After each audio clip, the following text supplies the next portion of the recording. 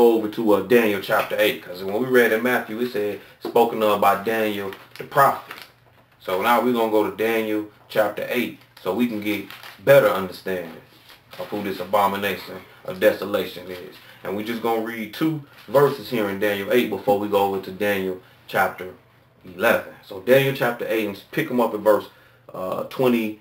We're going to read 3 verses. 23. Go ahead. In the latter time of their kingdom, when the transgressors are come to the full, a king of fierce countenance and understanding, dark sentences shall stand up, and his power shall be mighty, but not by his own power. Now we saw in Thessalonians, it said that he was going to get his power from Satan the devil. And that's what we reading right here. It said that his power shall be mighty, but not by his own power. Go ahead. And he shall destroy wonderfully, and shall prosper, and practice, and shall destroy the mighty and the holy people. And through his policy also he shall cause craft to prosper in his hand. And he shall magnify himself in his heart, and by peace shall destroy many. So he going to come in with witchcraft or craft, and he going to come in with some peace. But we know that this man is being deceptive, because the devil is not about peace. And he said that through his policy, also he shall cause craft to prosper in his hand, and he shall magnify himself in his heart, and by peace shall destroy many. Go ahead and read.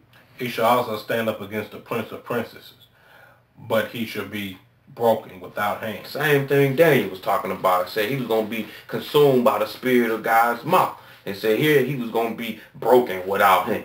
Let's go over to Daniel chapter 11, and we're going to pick it up at verse 31, and we're going to get even clearer understanding of this. Daniel chapter 11 and verse 31. Daniel 11 and 31. When you get there, brother, you can go ahead and read.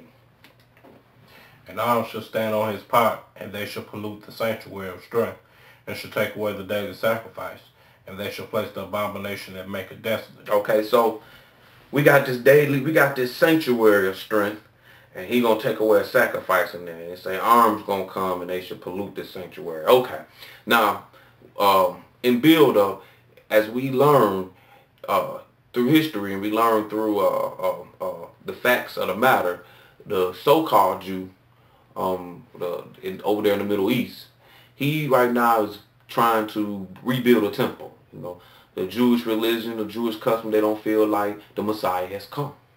So they going to put up a temple. And what's going to take place when they build this temple is they're going to reinstitute what they call the priesthood. And they're going to start sacrificing. Well, what happens right after that is the Pope is going, or this man of sin, this abomination of desolation, he's going to come in and he's going to basically try to say, I'm the Messiah. And there's no need to make sacrifices. We're going to discuss that at other times. But go ahead and pick it up in the middle of verse 31. And they shall place the abomination and make desolate. Go to 32. Go ahead. And such as do wickedly against the covenant shall he corrupt by flattery. So he's saying, like, whoever coming against his pact, he going to corrupt them by flattery. Go ahead. But the people that do know that God shall be strong and do exploits. And they that understand among the people shall instruct many. Yet they shall fall by the sword, and by flame, by captivity, and by spoil many days. Now when they shall fall, they shall be helped with a little help, but many shall cleave to them with flatteries.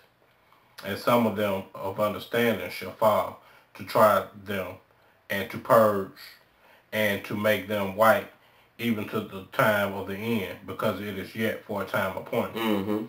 And the king shall do according to his will, and he shall exalt himself and magnify himself above every God, and shall speak marvelous things against the God of gods, and shall prosper till the indignation be accomplished. For that is determined shall be done. Go ahead. Neither shall he regard the God of his fathers, nor the desire of women, nor regard any God, for he shall magnify himself above all.